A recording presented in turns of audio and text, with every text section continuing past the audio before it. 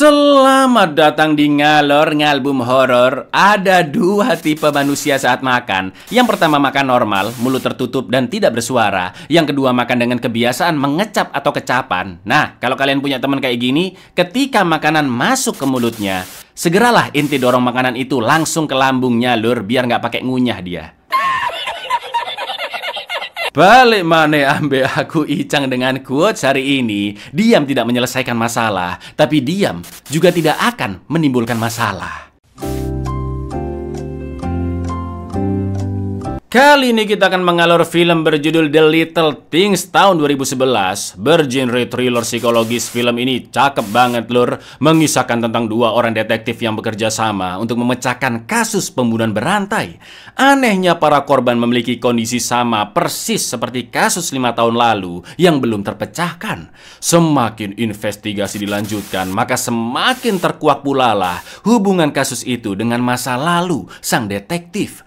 Bagaimanakah keseruan ceritanya? Langsung aja kita ke requestan pertanyaan terkutuk dari dulurku Suharni Alawiyah. Ya Cak, kalau mau bikin KTP harus bawa kakak asli atau kakak ipar.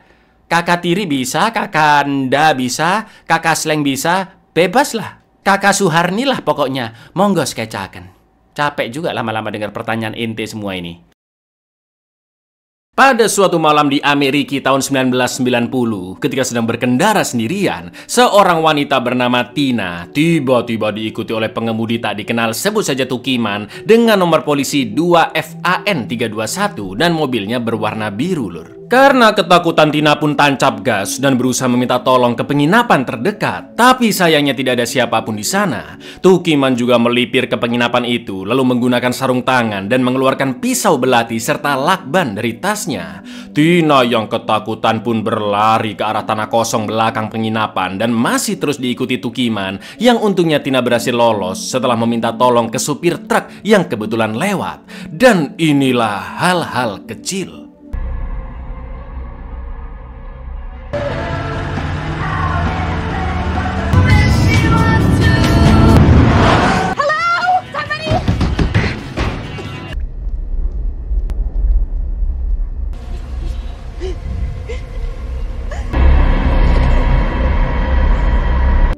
Beberapa minggu kemudian, seorang polisi senior dari kota Bakersfield, California bernama Joe Deacon, yang biasa dipanggil Dick, diminta atasannya untuk mengambil seonggok barang bukti pembunuhan berupa sepatu boot berdarah dari kepolisian Los Angeles. Dulu Deacon bekerja di sana kira-kira selama 15 tahun dan cukup terkenal sebagai polisi profesional sampai akhirnya 5 tahun silam dimutasi ke Bakersfield. Lalu sesampainya Deacon di Los Angeles, ternyata barang itu masih harus dicek oleh divisi pembunuhan yang dikepalai oleh Kapten Ferris, dan Deacon diminta tetap berada di Los Angeles sampai prosesnya selesai esok hari. Selain itu, Deacon juga bertemu rekan-rekan lamanya di sana, juga seorang detektif bernama Jimmy Baxter yang sedang mengusut kasus pembunuhan berantai, sebut saja kasus L.A. lur. Dengan total 4 korban tewas, namun pelakunya masih belum diketahui sejak terjadinya pembunuhan pertama 2 bulan lalu. Captain Ferris put a lock on this item for test. He wants it retested. The test first thing in the morning, and if there's no match, you're gone. Setelah itu Jimmy pun pergi bersama rekannya yaitu detektif Sal, tidak pakai Priyadi, satu detektif lainnya, dan mengajak Deacon untuk mengecek TKP pembunuhan yang baru dilaporkan di sebuah kamar apartemen. Korbannya adalah gadis cantik bernama Julie Brooke dalam kondisi tanpa busana, pergelangan tangannya terikat kawat, endasnya terbungkus plastik putih, dan banyak darah berceceran di mana-mana. Deacon pun meneliti ruangan di gedung seberang kamar apartemen itu yang jendelanya mengarah langsung ke TKP, dan kemungkinan tempat itu digunakan oleh si pelaku untuk mengawasi Julie karena ruangan itu kosong dan terdapat sebuah kursi tepat di depan jendela. Lalu Deacon terdiam memperhatikan jasad Julie dari jauh yang kondisinya persis seperti para korban pada kasus North, suatu kasus pembunuhan yang dulu pernah ditangani oleh Deacon, di mana korbannya adalah 2 gadis tak berbusana dengan plastik putih yang menutupi endasnya dan bersandar di sebuah batu besar. Don't watch it.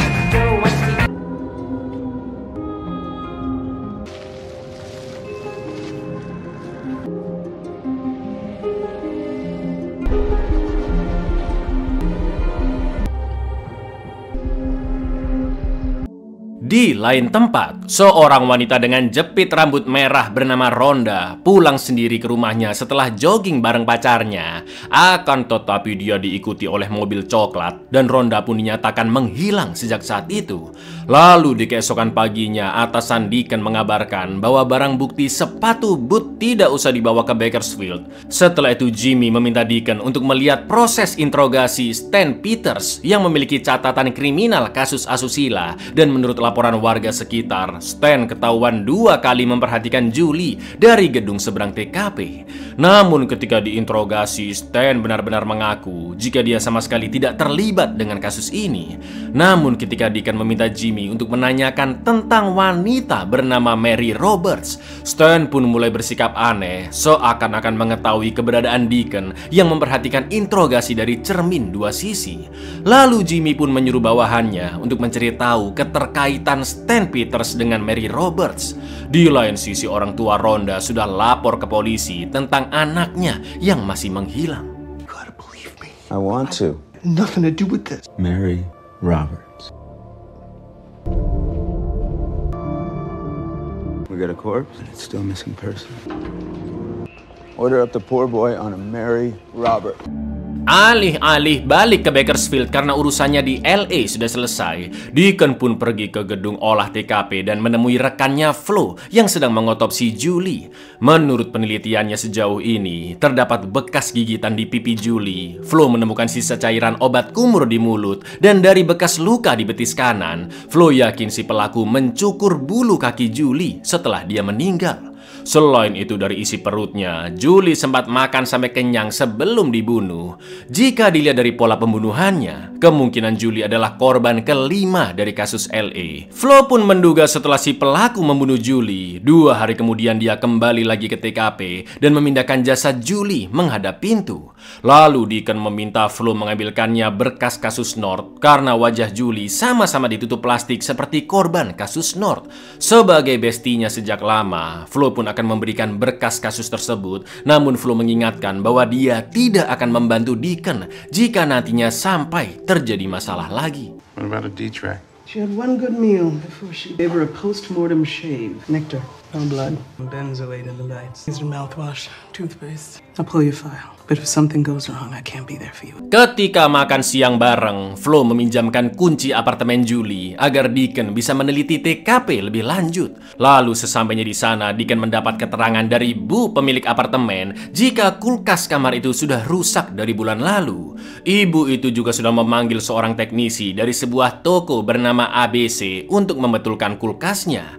Namun sebelum teknisi datang, Julie sudah keburu terbunuh. Di lain sisi, ketika melihat TKP, Deacon kembali teringat dengan kasus North, di mana detektif Sal serta Kapten Ferris juga mengusut kasus tersebut bersama Deacon. Karena sudah larut malam, Deacon pun memutuskan untuk bermalam di Oyo terdekat. Namun sebelum tidur, Deacon memajang foto 3 korban kasus North, yang salah satunya adalah Maya Roberts, lur, nama wanita yang ditanyakan Deacon ketika Stan diinterogasi.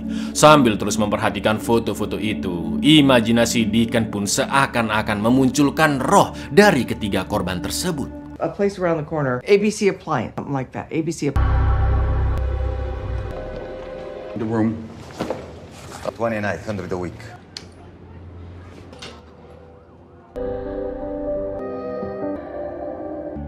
Di kantor, Ferris memperingatkan Jimmy agar jangan terlalu dekat dengan Deacon. Ferris pun menjelaskan jika 5 tahun lalu Deacon dimutasi karena terlalu memaksakan diri ketika menangani suatu kasus hingga mengacaukan dirinya sendiri, lur. Dalam rentang waktu 6 bulan, Deacon sampai mengalami 3 kali operasi jantung, perceraian, hingga diberikan skorsing dari kepolisian. Sedangkan Jimmy sebenarnya diterima di sana untuk menggantikan posisi Deacon.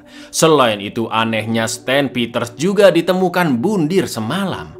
Sementara itu, Deacon sedang mengambil cuti dan lanjut menginvestigasi kasus kematian Julie dengan mengecek buku daftar perbaikan dari toko ABC. Namun karena tidak menemukan informasi terkait Julie, Deacon pun lanjut memeriksa toko servis sebelahnya yaitu AAA dan menemukan daftar teknisi yang batal OTW ke kediaman Julie. Di lain sisi, sidik jari terduga pelaku pembunuhan yang ditemukan di apartemen Julie tidak bisa diidentifikasi karena bagian tengah sidik jarinya putrinya tidak ada.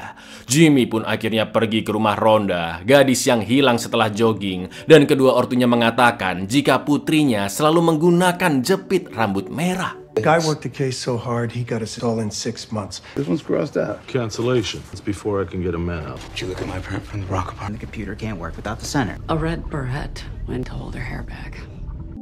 Malam harinya ditemukan jasad seorang gadis yang mengapung di tengah sungai, tapi itu bukan Rhonda, lur. Deacon pun OTW ke TKP dan bertemu dengan Jimmy yang meminta penjelasan ke Deacon tentang Mary Roberts karena Stan Peters bundir setelah interogasi tersebut.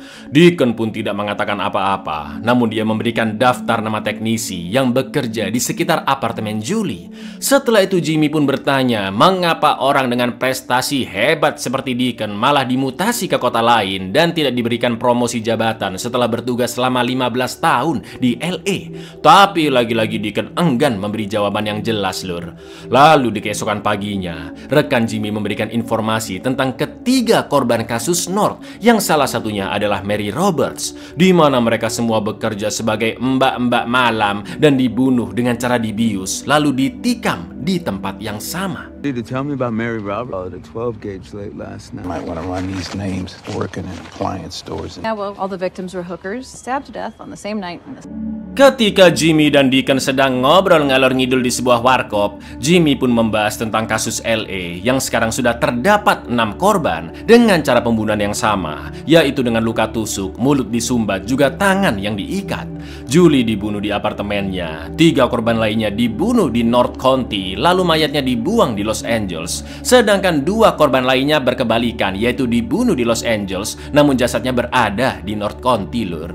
Itu artinya jika pelaku semua pembunuhan itu sama, maka dia memiliki mobil dengan kilometer yang tinggi karena asal korban dan TKP penemuan jasad cukup jauh. Namun menurut Deacon, motif pelaku membunuh semata-mata untuk kesenangan seksual dengan fetis yang aneh karena semua korban tidak diperkaos. Jimmy juga menambahkan bahwa ada sisa makanan daging sapi panggang di perut korban, padahal Julie vegetarian.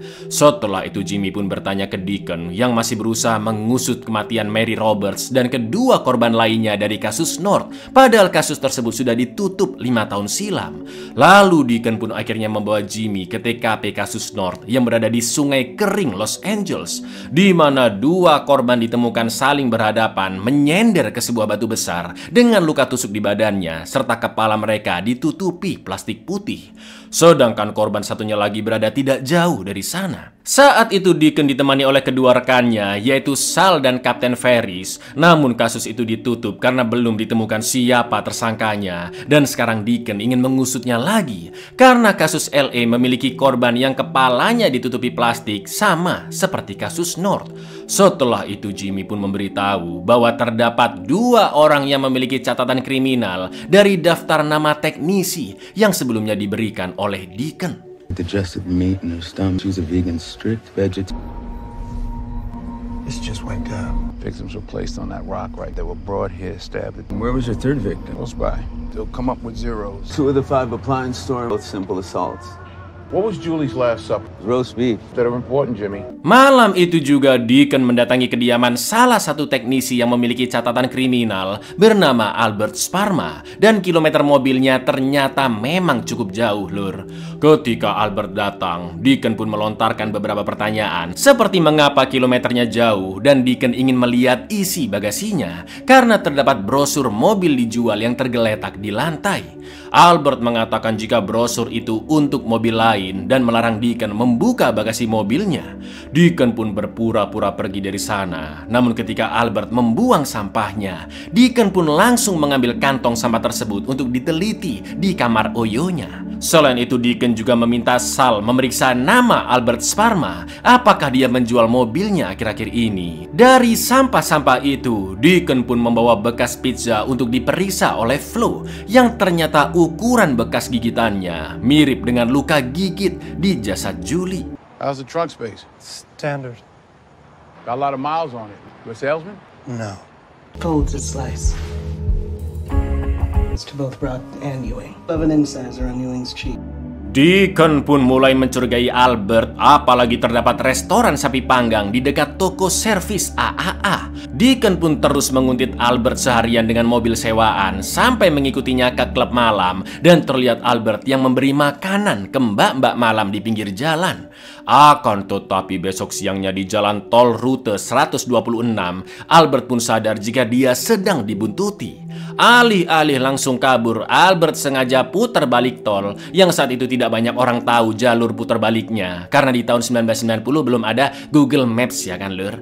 Lalu Albert menghampiri mobil Deacon untuk mengintimidasinya, seolah-olah dia tidak takut dengan Deacon. Setelah itu Deacon pun mendapat info dari Jimmy bahwa korban kedua dari kasus LA ditemukan di dekat titik mil 467 di jalan tol rute 126. Fakta itu membuat Deacon semakin yakin jika Albert adalah pelaku pembunuhan kasus North dan kasus LA, karena mungkin dia bisa bolak-balik North County ke LA lewat putaran tol di dekat sana ya kan. You don't know how lucky y'all are.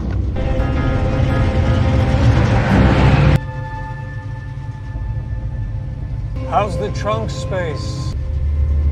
What's the nearest mile marker? Hang on. 467. The second girl, the ditch A couple hundred yards after 126. Setelah diperiksa, ternyata 2 minggu lalu sebuah perusahaan derek menemukan seonggok mobil yang ditinggal begitu saja di jalan atas nama Albert lur. Ya, bisa jadi Albert memang sering gonta-ganti mobil untuk memuluskan tindak kriminalnya. Albert pun akhirnya ditangkap di rumahnya dan akan diinterogasi lebih lanjut. Di lain sisi, wanita yang dikejar-kejar Tukiman di awal film yaitu Tina sedang melapor ke polisi tentang pengejaran itu. Dan saat Albert sampai di kantor, Tina pun sempat melihatnya. Lalu ketika interogasi dimulai, anehnya Albert sama sekali tidak terintimidasi dan seakan-akan sudah memperkirakan datangnya polisi. Dengan nyantainya Albert mengaku jika dia adalah fans kasus-kasus kejahatan dan sering mengikuti berita-berita kriminal di kota. Albert juga menceritakan jika mobil lamanya dicuri dan sudah lapor polisi, namun belum ada kabar lagi. Lalu ketika ditunjukkan foto-foto korban kasus LA, Albert hanya mengatakan jika dia bukanlah pelakunya tanpa perasaan takut sedikit pun. Karena Albert selengean dan tidak menjawab pertanyaan Jimmy dengan serius, Deacon yang makin emosi pun akan menghajar Albert, namun langsung dihentikan oleh rekan-rekannya. Sementara itu ketika diperlihatkan foto-foto terduga pelaku, Tina yang melihat foto Albert langsung mengatakan dialah sosok yang mengejarnya malam itu. Namun keterangannya tidak bisa digunakan karena sebelumnya Tina melihat Albert dalam keadaan diborgol yang bisa saja mempengaruhi psikologisnya dan jadi menuduh Albert. Sementara itu karena kasus ini belum menunjukkan titik terang, Ferris pun mau wanti-wanti Jimmy karena 2 hari lagi FBI akan mengambil alih kasusnya. We ready to go? Cute little thing, wasn't she? Taking a peek at all that evidence. The contrast is all off. It's no Ouija. Why is that? Why is that? We lost control. At this guy here in the station. Thank you, T. Chef's calling in the feds. Coming in on Monday. We revamp. Setelah itu Jimmy menemui Deacon di kamar Oyonya yang masih tertempel foto 3 korban kasus North di dindingnya. Lalu Deacon pun membujuk Jimmy untuk mengizinkannya menggeledah apartemen Albert karena Deacon sangat yakin jika dialah tersangka kasus LA dan kasus North. Jimmy pun menyanggupi dan nekat membuat investigasi ilegal tanpa surat tugas karena bukti-bukti yang ada masih belum cukup untuk membuat surat penggeledahan ya kan. Setelah itu Jimmy membohongi Albert untuk menemuinya di sebuah kafe sebagai permintaan maaf atas kekacauan saat interogasi agar dia segera meninggalkan rumahnya. Lalu ketika Albert sudah pergi, Deacon pun membobol masuk ke apartemennya untuk mencari petunjuk. Di sana Deacon menemukan ruangan cuci film, radio polisi yang bersuara setiap ada pengejaran kriminal, dan ada kotak kecil yang disimpan di balik karpet berisi barang-barang perintilan seperti jam tangan perempuan, juga potongan-potongan koran tentang berbagai kasus pembunuhan yang salah satunya membahas tentang kasus North. Ngapain coba disimpan padahal udah 5 tahun yang lalu ya kan? Di lain sisi ketika sampai di kafe dan tidak menemukan Jimmy, Albert pun paham jika ini semua adalah jebakan dan dia yakin rumahnya sedang digeledah tanpa izin. Albert akhirnya telepon ke polisi dan sengaja memberikan laporan palsu bahwa ada detektif yang mati di rumahnya untuk menjebak balik Deacon dan Jimmy agar mereka ketahuan melakukan penyelidikan ilegal, dan Deacon maupun Jimmy pasti akan kena sanksi. Deacon yang mendengar berita di radio jika polisi OTW ke sana langsung kabur lewat atap dan untungnya berhasil lolos, Lur. You got a phone? It's local. Repeat, officer to 29 San Marino. Repeat. LAPD, open up! Fireman called in an officer down. Knickknacks and suing. Besoknya Jimmy mengabari Deacon jika Albert tidak berbohong tentang mobilnya yang dicuri karena ternyata polisi lupa mencatat laporannya saat itu. Lalu Jimmy juga menjelaskan bahwa Albert diketahui pergi keluar kota yang sangat jauh, yaitu ke Detroit kira-kira 6 minggu pasca terjadinya kasus North 5 tahun silam. Kalau kalian cek di map jaraknya benar-benar jauh, Lur, kira-kira 3.600-an kilometer. Dan jika benar Albert pelakunya, maka dia sengaja pergi sejauh itu untuk menyelamatkan diri dari polisi, ya kan? Setelah itu Jimmy dan Deacon sepakat untuk tetap melanjutkan investigasi dengan menguntit Albert melewati jalanan yang cukup macet. Anehnya Albert sekarang berangkat naik bis menuju klub malam, padahal mobilnya baik-baik aja, Lur. Namun sama sekali tidak ada yang janggal, bahkan sampai Jimmy dan Deacon mengikutinya balik lagi ke rumah. Akan tetapi ketika Deacon pergi sebentar ke Indomaret, tiba-tiba telepon umum pun berdering. Lalu Albert mendatangi Jimmy. Sontak Jimmy yang terkejut langsung menodongkan pistolnya dan memaksa Albert untuk segera mengaku di manakah dia menyekap Ronda. Karena Jimmy terus mendesak, Albert pun akhirnya mau menunjukkan di manakah letak Ronda sekarang. Namun dengan syarat Deacon tidak boleh ikut, dan Jimmy pun akhirnya berangkat naik mobil Albert. Untungnya tepat setelah mobil OTW, Deacon melihat mereka dan langsung mengejarnya. Boom. Hands in the air! Now! Okay, you win. I'll take you to her. Get in. You got a drive ahead of us, and I've got to work tomorrow.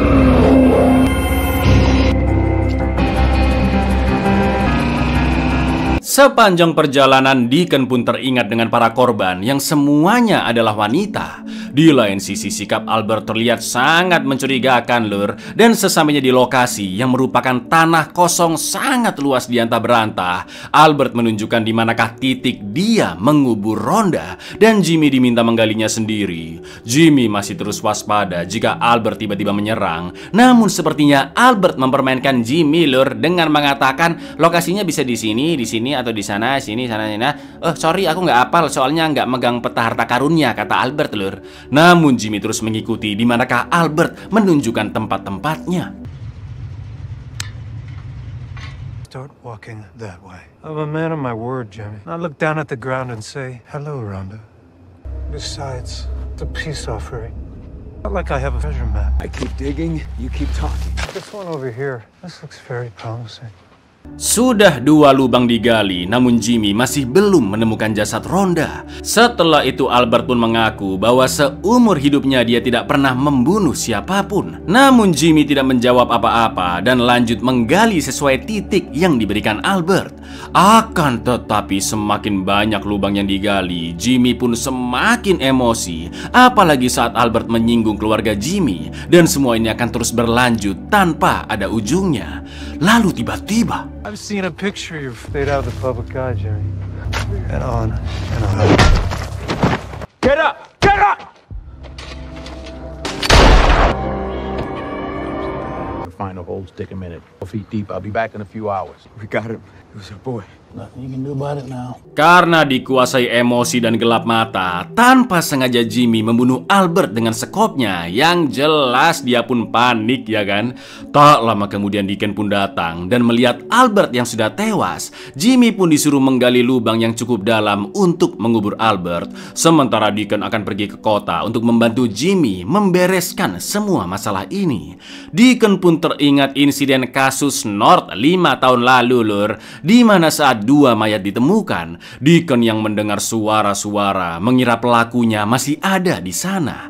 Sampai akhirnya Deacon pun menembak sosok yang mendekat, namun ternyata itu adalah Mary Roberts, lur, saksi mata sekaligus teman dari kedua mayat yang ditemukan. Deacon pun dibantu oleh Ferris, Sal, dan juga Flo untuk menutupi insiden tersebut. Sebagai forensik, Flo juga memalsukan laporan dengan menulis Mary tewas karena luka tusuk dari si pelaku. Sejak saat itulah kondisi pikiran Deacon mulai goyah yang sangat mempengaruhi kesehatan serta kehidupan keluarganya. Karena selain tersangkanya tidak kunjung ditemukan, Deacon juga dibayang-bayangi rasa bersalahnya setelah tanpa sengaja membunuh Mary. Padahal bisa saja Mary mengetahui siapakah pembunuh dari kasus North. Cause of death, multiples. That's what I'm putting down. Gak pakai lama, Deacon langsung ke kediaman Albert dan membungkus semua barang-barang di rumahnya, termasuk kotak di bawah karpet. Namun barang-barang di kotak ternyata sudah dibuang oleh Albert sebelum insiden. Padahal itu adalah salah satu bukti terkuat tentang keterkaitannya dengan kasus North dan LA. Lalu Deacon juga memberikan mobil Albert begitu saja ke jamet-jamet sekitar untuk menghilangkan jejak sidik jari, yang pastinya saat itu Deacon menggunakan sarung tangan, ya kan? Setelah itu Deacon memuat semua barang ke dalam mobilnya dan balik lagi ke tanah kosong untuk mengubur Albert. Meskipun dia sangat yakin Albert adalah pelakunya, Deacon meminta Jimmy untuk melapor kepada Ferris jika Albert tidak berkaitan dengan kasus apapun karena statusnya juga belum dinyatakan sebagai tersangka, ya kan? Lalu Deacon menyarankan Jimmy untuk pergi liburan dan melupakan semua kejadian ini seolah-olah tidak pernah terjadi. Deacon menekankan bahwa hal-hal kecil seperti inilah yang bisa mengacaukan hidup Jimmy, sama seperti dirinya yang hidupnya hancur karena kasus North. Hey!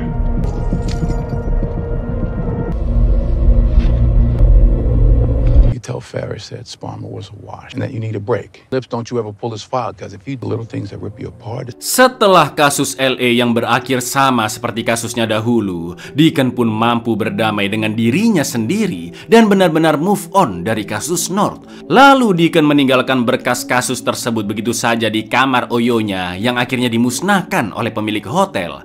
Sementara itu kasus LA masih belum ditemukan siapa tersangkanya, namun Deacon melaporkan bahwa terduga pelaku yaitu Albert telah kabur dari rumahnya.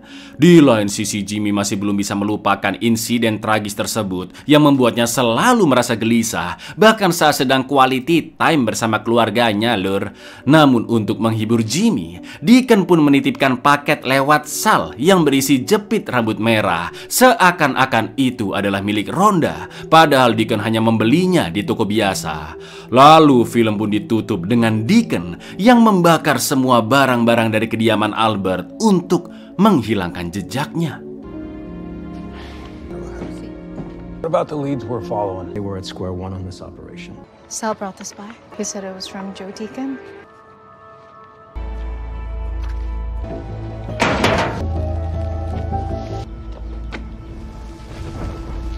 Abuyar, gimana? Cakep film ini ya. Memang kayaknya Albert adalah pembunuh berantainya, tapi kan greget ya kalau nggak dikonfirmasi, lur. Meskipun begitu film ini, wah, luar biasa sih, lur. Vibe-nya mirip-mirip kayak film Seven, ya kan?